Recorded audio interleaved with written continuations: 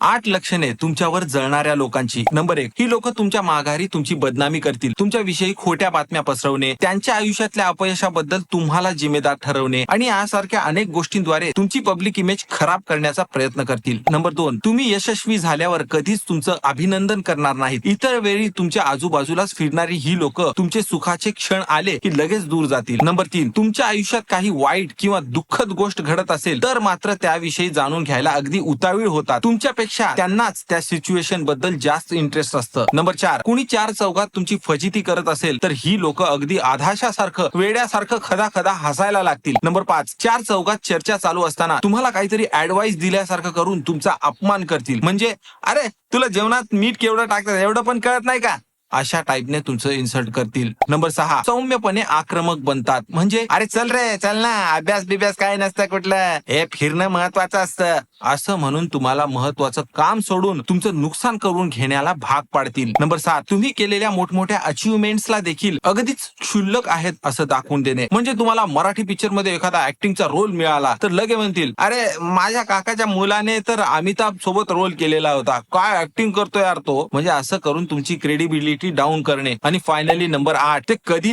तारीफ जरी करणार असतील तर त्यातही काहीतरी कुचकं बोलतील. म्हणजे हा ड्रेसही चांगला दिसतोय पण वजन थोडं कमी कर यार असं म्हणून तुम्हाला कॉन्फिडन्स डाऊन करतील. अशा लोकांपासून दूर राहा.